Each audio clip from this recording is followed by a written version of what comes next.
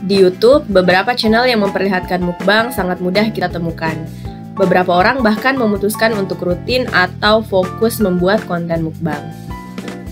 Sebelum lanjut membahasnya, pastikan teman-teman sudah subscribe dan klik loncengnya untuk selalu mendapat pemberitahuan video baru. Nah, pada mulanya, istilah mukbang ini mulai dikenal di Korea Selatan, di mana mukja artinya ayo makan dan bangsongs artinya siaran. Mukbang awalnya ditayangkan di Afrika TV, merupakan layanan streaming langsung yang berbasis di Korea Selatan. Michael Hurt, seorang direktur Fakultas Budaya di Universitas Busan, menjelaskan tentang mukbang di Korea Selatan. Dia menjelaskan bahwa masyarakat Korea begitu senang akan menampilkan sesuatu, dan itu mencapai titik di mana interaksi sosial tidak lagi dapat memenuhi kebutuhan itu. Mereka memiliki pemahaman yang berbeda tentang bagaimana media digunakan, dan ini benar-benar menjadi bagian dari hidup. Mukbang pada akhirnya menjadi bagian dari keseharian mereka.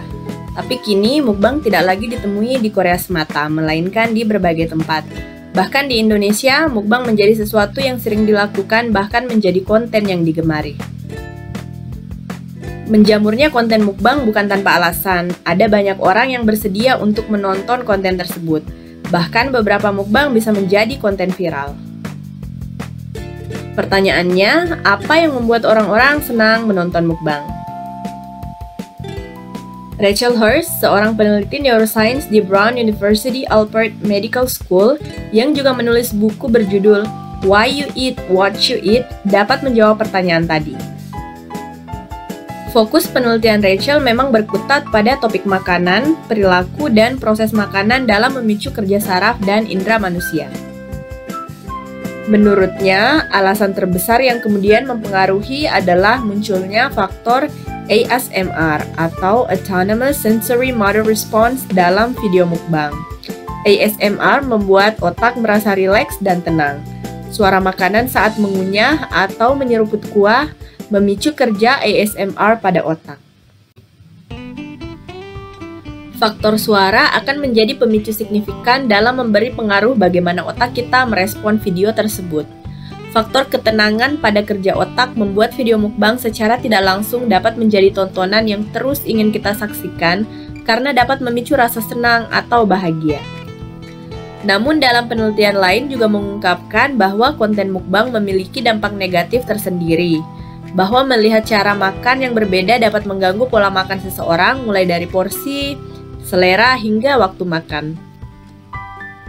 Belakangan, mukbang juga menjadi semacam ajang saling menantang di mana seseorang bisa mengkonsumsi makanan paling pedas atau dalam porsi yang jauh lebih besar dari sebelumnya. Hal ini akan sangat berbahaya bagi kesehatan seseorang. Dalam tataran perilaku, orang-orang juga secara tidak sengaja mengabaikan tata cara makan yang lebih sopan. Melihat konten mukbang pada umumnya, cara makan dengan lahap dan penuh semangat mengabaikan perihal table manners. Bahkan, makanan cepat saji dikonsumsi lebih tinggi setelah banyaknya konten yang menggunakan bahan itu. Sehingga peneliti juga memberi saran agar makanan yang dipilih juga harus ditentukan secara bijak. Tapi tentu saja ini bukanlah hal yang mudah, mengingat kebiasaan konten mukbang yang berbeda orientasi. Sebagai kesimpulan, konten mukbang akan memberikan kita stimulus yang menyenangkan bagi otak, dan hal inilah yang menjadi alasan mendasar mengapa banyak yang senang menonton konten mukbang, meski ada beberapa alasan lainnya yang belum sempat kita bahas di sini.